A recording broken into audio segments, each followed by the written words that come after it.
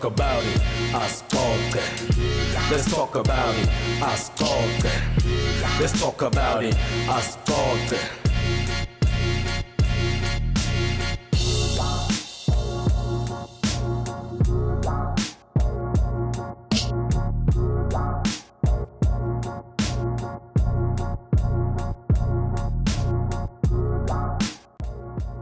Episode 45 asixoxe na Prince Vilakazi. I don't know ukuthi ngendeni uNkulunkulu but namhla ngise Paradise Cover show into dihamba kahle. Mawuqala ukubukela le YouTube channel press subscribe la ku Prince Valley Media. Then mawufuna kubona konke lokwendakalako press le notification button utothola konke lokwendakalako le channel le. Yes, today ngina Mr Mpumalanga Finalist. Into lebengihappy ngayo ukuthi masisaqhamuka la endleleni bese saxoxa ngokuthi kuyofuna uhambe ulingisa abantu ba wrestling. Uhambe ngeanda lapha phambi kwabantu so sizokhuluma ngalokho ukuthi nalesindini sisathapi uphoyisa ngekwemsebenzi eligama lethu ngiprayer so I don't know ukuthi mhlambe khona into lethambisana nelisondo but ngikonke lesizokhuluma ngako angikwamukele ku Prince Valley Media kunjani. Hey Prince Valley Media thank you so much kungamukela kule episode yakho yeah njengoba shilo uPrince ligama ngiprayer sibonga ngakambungela sitaba sicocisana kanye na Prince la sibuka kanye impilo yami nokuthi ngendani kwendakalani. Ngiyabonga Prince kuba nami namhlanje ukuthi ungihoste kule Prince Valley Media. Ngiyabonga. Ngifuna sithathe i-background yakho because uliphoyisa ngekwemsebenzi then sizobuya sibophe le ndzaba ya Mr Mpumalanga Finalist ukuthi sifika kanjani. Man khula imisebenzi le bekuyimust sicala bekuyimisebenzi yaka government ukuthi mhlambe uyoba ngithishera uyosebenza ka government not emaphoyiseni so yini into lekwenda wafuna kuba liphoyisa wena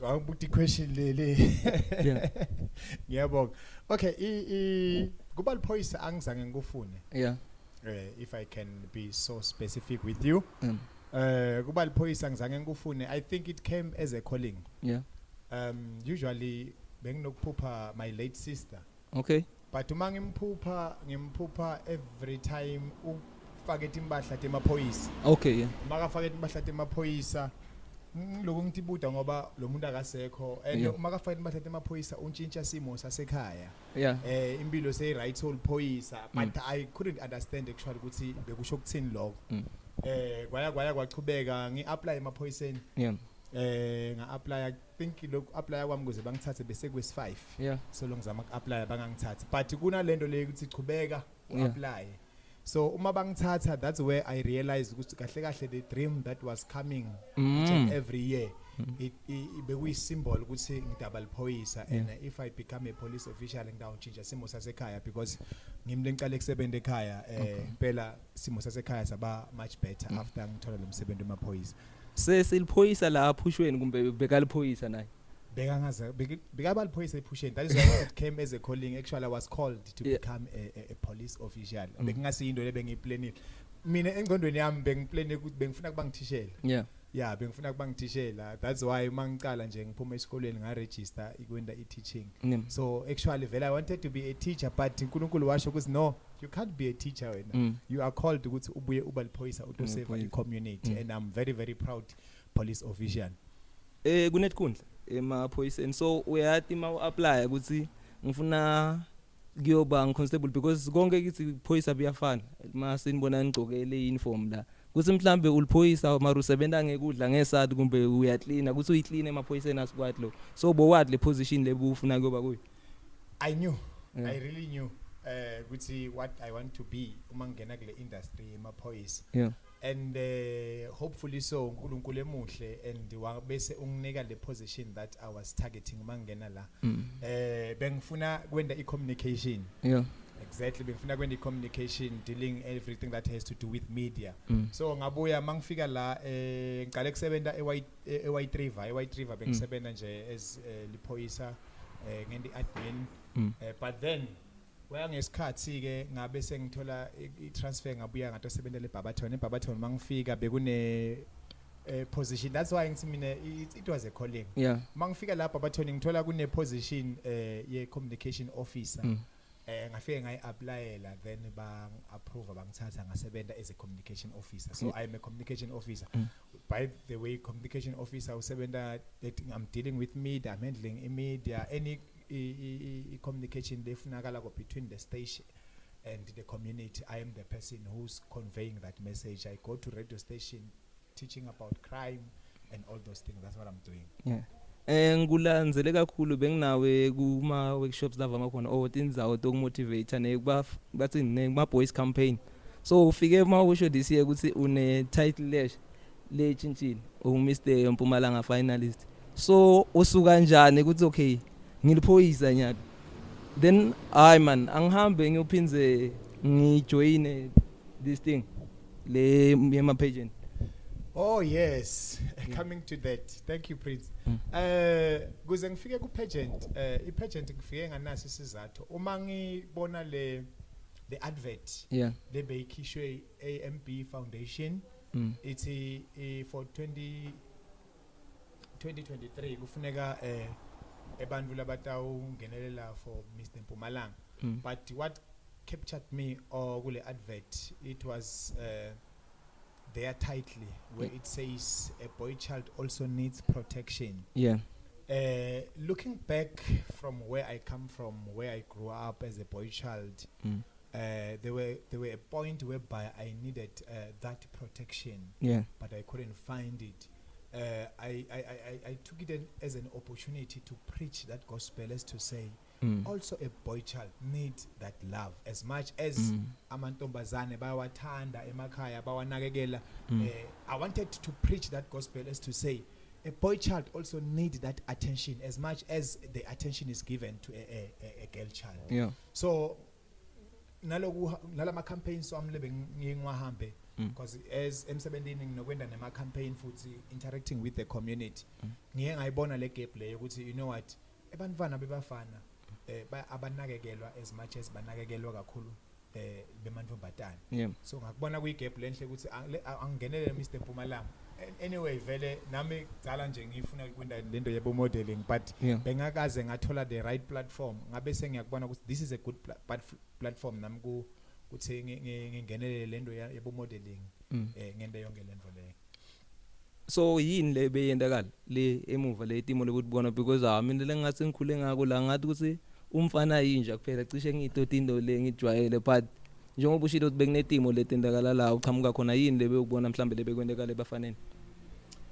I think into lenkulu lengayisho ukuthi I never had on my side the reason why I needed that love. I never had a father figure in my life. My father was always away at work. Beyangahlali abekhona ekhaya. I never got maybe lelithando lekuthi le protection le biyakubabe nalelithando le biyakubabe uyangivisisa. So beyangekho uma lelanga afika abakhona, then he was that kind of a father because you must be afraid of him. So you never even have a chance to talk to him with all the things that are troubling you. You never given that opportunity. So bomvana, you were treated like umvana vele. We are not supposed to be vulnerable as a boy child, you know. We never got all those things. So it was so difficult. It was so difficult. So growing up, it was very, very, very difficult for me because I never even had that father figure. So maybe that's why I'm saying I needed that protection, but I never got it from my father. Le organization le nguwe nyalo le ngenele le pageant inenhloso ukuthi ifuna ukuthi umfana a protected. Kuwe as prayer yini lo ifisile mhlambe kuyenda uhamba wenda lama motivation lawo, yini lo ufuna ichinje mhlambe kwesimo semfana? Ikakhulu lengifuna ichinje. Nginale slogan lesithi I'm against the domestic violence happening around the families that has a bad impact in the growth and the well-being of a boy child. In other words, into lengifisa ngifisa ukuthi more especially ama families ethu lesikhula kiyo na maybe noma ama families lana bantfana bebafana babothi naka tindvo labatendako more especially emehlweni yalabantfana bebafana bayakopa and bayathatha more especially uma into yendwa ngibabe uma abusive nalomfana is likely ukuthi akhule abusive. Bantfana bebafana bayakopa more especially bobabe babathatha as ma role models abo. So lo bakubonako lokwenda bobabe it's likely enough ukuthi bangaba ngilendo leyo labo babe labangiyo yona. So I'm against that thing of domestic violence, and I wish ukuthi intshintshe emakhaya. Bobabe bangalwi nabomake labantwana bakhona ba observer logo. And I'm so happy about le foundation lengingene le ABM Foundation. I slogan sabo njengoba ngishilo is a boy child also needs protection. They are trying actually to say bantwana bebafana basakhula nabo balidzinga lelithando. Ba preach le gospel ukuthi kufanele sibanakekele sibe more close siba monitor as much as labantwana bemantombazane ba monitor ngakhona. Mina indlela ngifuna kuyintshintsha nje kakhulu. I'm still want to travel to places teach people about this domestic violence. They bane impact kakhulu emfaneni wemfana uma kakhula angatiboni njengemfana lo enough because of simo lesendeke ekhaya akakhona even nekuvikela because njengemfana emfana uye afile sometimes ukuthi I am a failure ngiyambona babe nangu ushaya make uyayibona ngifaila njengemntwana emfana ukuthi ngakhona ukuthi ngivikele make ugcina kubona emntwana emfana akhule njengefailure abe neanger leningi la kuye angakhoni ukuthi anga protector make njengoba ne community isitshela ukuthi you as a boy child umntwana emfana ufuna ube nemandla wathi ukuprotector yakubona so I community yethu ibafundisa lokho. So I wish kushumayela lelivangeli ukuthi I domestic violence lendeke emakhaya mayingayendeki observe ebantwana bebafana because bakhula babe ma monster because of le tinto labatibonako tendeka kuphi phakathi emakhaya na ku society. Since niqalile ngoba masingakhuluma ngalapho niyakhona kubona emsebenzweni ukuthi okay niyasithola sigebengu uma sigangile then since niqalile ngala kule pageant le message lenithumela kubantu niyakhona kulibona litshintsho yini ukuthi okay bantu bayatshintsha bayeva sekuba ngcono ikakhulu but from all the campaigns that I had since ngijoine le Mr Mpumalanga ma testimony ngiwatholile kunalabanye futhi bafana lebesibata betela kimi singeba grooma labanye ebasho ukuthi you know what le campaign lo banawo asite kakhulu bese lomunye asibe ngijoine even ema gangsterism because of vele bese ngifila ngathi impilo yami iyabhetha lomunye athi sengize ngiyanatha netshwala sengibhema neligwayi ngithi ngikhipha stress ngendatonge leti into leti because of I situation maybe le indeke ekhaya angisakhoni kuyihandlisha so ngithole ama testimonies lamaningi litshitsho ngiyalibona and I'm still hoping ukuthi even if le ndvo yami Mr Mpumalanga endlula my target yami ukuthi ngiqhubeke ngibe nalama campaigns teaching the community about a boy child ukuthi I boy child ifanele ikhulise kanjani sinakekele a boy child. So I still wish ukuthi noma indlula le campaign le ya Mr Mpumalanga ngiqhubeke ngipreach le evangeli because akusindo leto gcina la nalaba ngiba mentorishako nalaba ngiba adoptile labafana ngiqhubeke ngiba adopt bafunze labanye because labanye bakhona basetikolweni bafunze baze baqede baye ma university babuye babe madvoter lento bawona ukuthi uyabona la madvoter la madvoter speed because athole le mentorship leqhamuka la kimi kukuchallenge kancane ngifuna usho mhlambe for ma motivation or message ngidokunika abantu labayiform khuluma nemvana lomncane lothi okay ngiyayibona naba ba abuse ngikhulele lokushini mhlambe wonke umuntu uya abuse then anginabatali kude mhlambe lo ngikhulisile ngikhula njani mina very simple it begins with you and your goal and ambition the situation that you are facing right now ayikuniketi ligunya lekuthatha ama choices la wrong la lataw cibetela I future yakho completely no matter how impilo I challenge kangakanani rise up go to tinzawo lo ngakhona kuthola lisito baningi abantu la ngakhona maningi ama foundations la khona manje lavuliwe uma ukosa ukuthi uhambe ukhulume speak ngesituation lobhekane nayo ungabe suthatha le situation ukuthi igcibetele I future yakho. Let me just quote from my childhood njengoba ngikutshela ngechildhood yami emva ukuthi my mom passed on 2004 I was still at school doing grade 8 life was so difficult by the time you know but then because I knew what I wanted to become in future I never allowed the challenges that I faced understand it to destroy whatever that I had in my mind. So ngizame ngawo wonke amandla ngihambile ngahlala ehlobeni you know the abuse that I got from those families njengoba ngisho ukuthi mama I also needed protection but I never got it the abuse being abused but then angizange ngilose ihope empilo yami ngichubekile ngafunza ngaze ngacedza isikole because bengine goal ungavumeli the circumstances lo ufaceayo ukuthi ikuthumele ethi dzakamiva number 1 ungavumeli le nhlupheko lo ufaceayo ukuthi ichele ukuthi wena ugcina seuba umuntu lo loser I direction uyekela isikole kubeka ufunze esikoleni at least education yamanje it's for free sineke kudzala besabhadala ne school fees nyalo it's for free speak up thola abantu labatakuncetha lokho lengakusho then khuluma nami ngine firstborn ngingibaba umntwana wemfana ngiyacala kuba nemntwana ngase ngakhuliswa ngitime then isociety uyayiva nyalo ukuthi ithini bethu mena trash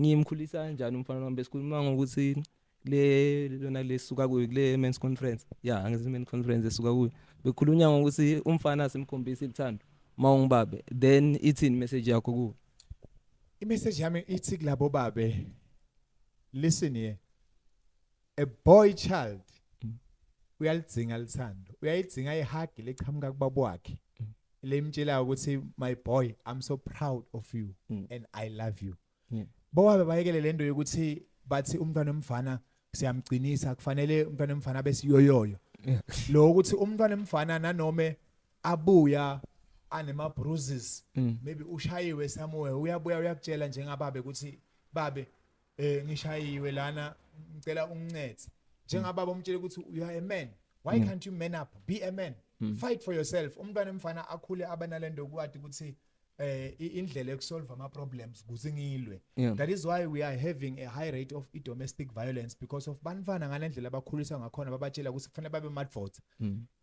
it is okay umntwana omfana ukuthi abe vulnerable akhale asibanakekeleni asibakhuliseni ngendlela ukuthi mabakhulile babe madvots la ngeke afune ukushaya abantu besifazana asibakhuliseni ngifuna kusho nje kubobabe ngiyagcizelela ngiyacela kubobabe ukuthi asibanakeni bantwana bethu bebafana asibanakeni as much as lelithando sinika labantwana bemantombazane nabasibanikeni lelithando lekufanele balithole then khuluma nemuntu lomsikade umkhulisa kanjani umntwana emfana because akasimfana number 1 and noma ngayidlala yonke irole ukuthi uba ngimake but egcineni kunetinto ledzingeka ukuthi ube mfana umkhulisa kanjani umntwana emfana unfortunately akuna recipe yokukhulisa umntwana but indlela yokukhulisa umntwana ukuthi umntwana umnikete ithando lalidzingako and nokumniketa ne shelter ne protection layidzingako umntwana ngiyathi many times bomake bayazama bawe bazame nebantwana babo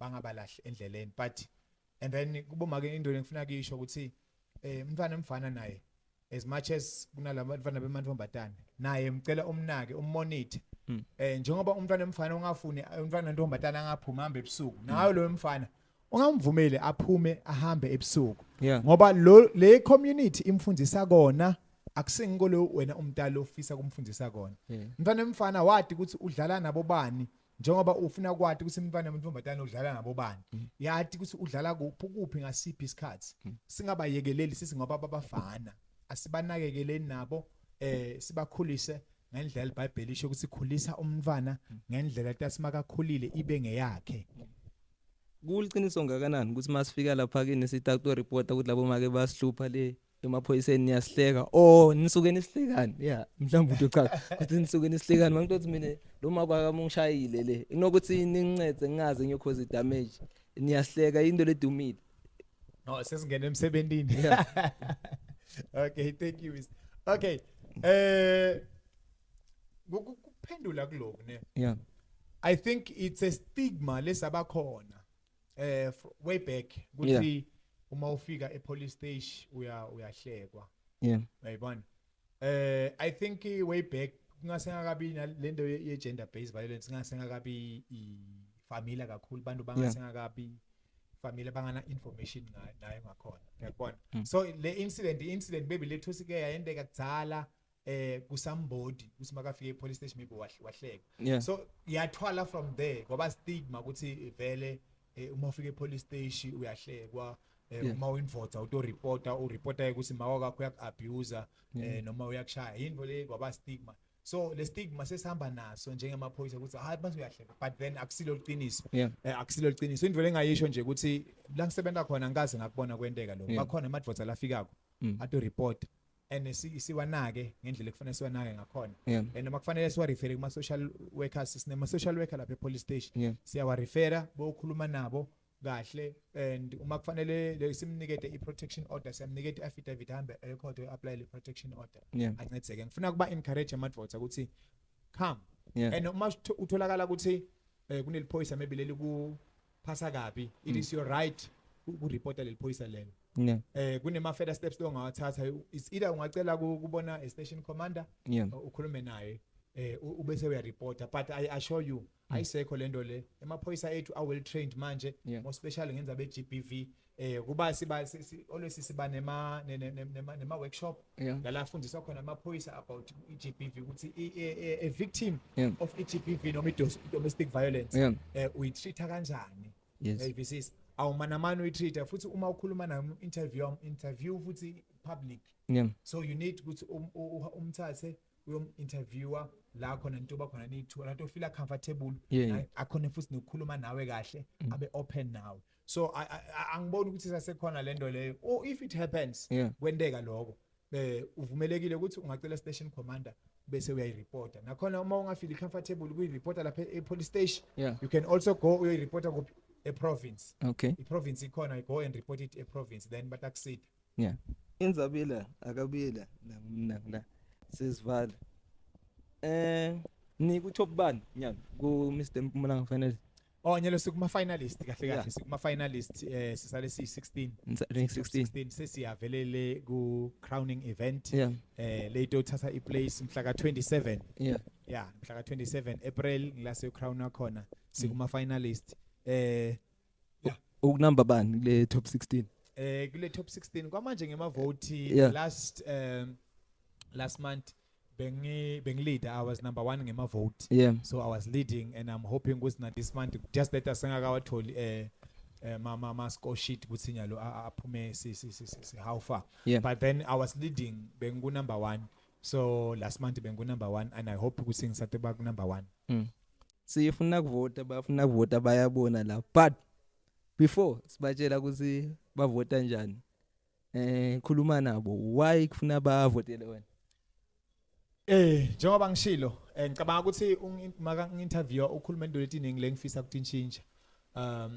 For me to have a voice, to have that loud voice, ukuze ngitshintshe lento yekuhlukubeteka kwabantwana bebafana nekungakhuliseki kahle kwabantwana bebafana nekuba i-voice yebantu labasha, more especially laba sebangene kakhulu kuma drugs, because I still want to go and talk about that thing, try to help more especially laba kuma bantwana bebafana laba ku drug addiction. Sesibatholile lesito. I still want also ukukhuluma nabo ikabantu ngale domestic violence lenda emakhaya. I still want to go and reach many places, and for me to have that loud voice, I will need to be crowned as Mr Mpumalanga. Ngivotelwe ngene ukuze ngikhona kusita, more especially I still want to help also nalabantwana laba ma street kids. I want to give them shelter if possible.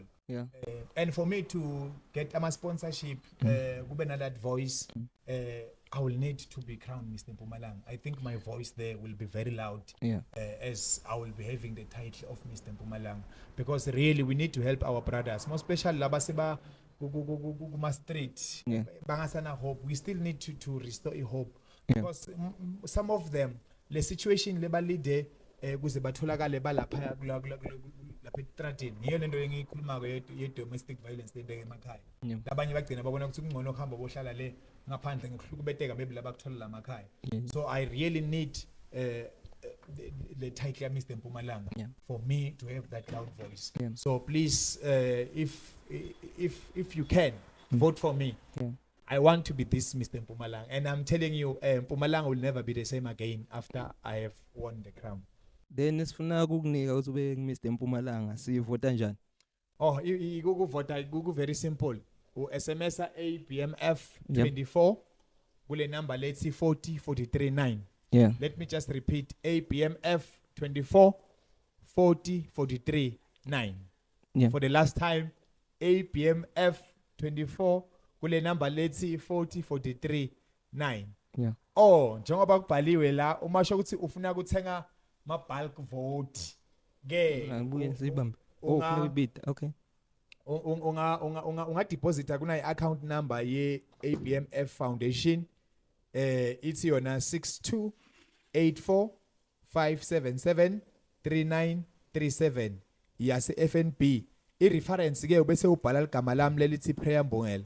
Awuthi ngiyiphinze futhi le account number ithi 62845773937 and then I reference ubhala igama lami. Then lapho ke uyakhona ukuthenga ama bulk vote. Lama bulk votes aqala ku 100 rand. Ungaqala ku deposit from 100 rand up until 3000 rand. So ningi-support kakhulu.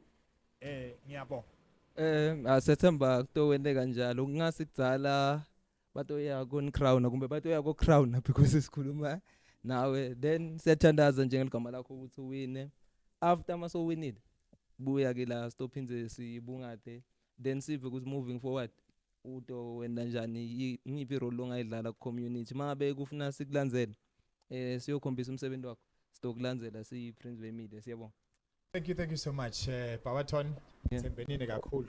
Yes. Ngithatha ningibeke la kufanele ngibeke khona. Komazi as your boy child lokhule khona ngithembile futhi ningithathe ningibeke asivoteni ngisupport into lengitayicela futhi ukuthi ku social media ku more special ku Facebook niye lapha ku Mr Mpumalanga page la kune picture yami nje khona please like comment and share kutangibooster futhi ukuthi uma ngiduba ngihlekile but angengihluleke I believe I'm positive kuna le title futhi le ya Mr Mpumalanga social media personality like uma uhlekile kuthola le title ya Mr Mpumalanga at least udawela lapho ningibooste kakhulu lapha ku social media na page lami personally niyong invite page lami nje lapha ku Facebook li simple lithi mfana futhi Prayer Mbungele uyangithola mfana futhi Prayer Mbungele uyangithola ningi invite kakhulu siyabonga.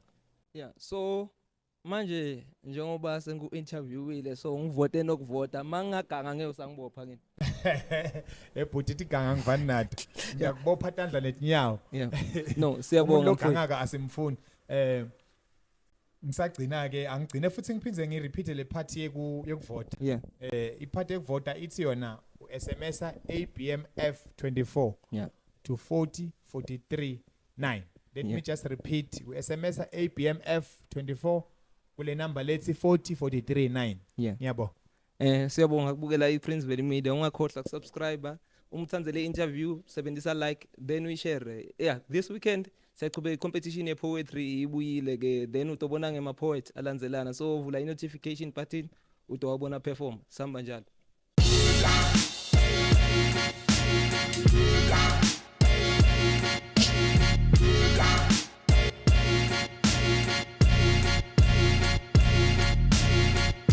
Let's talk about it, ascolta.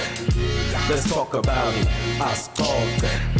Let's talk about it, ascolta.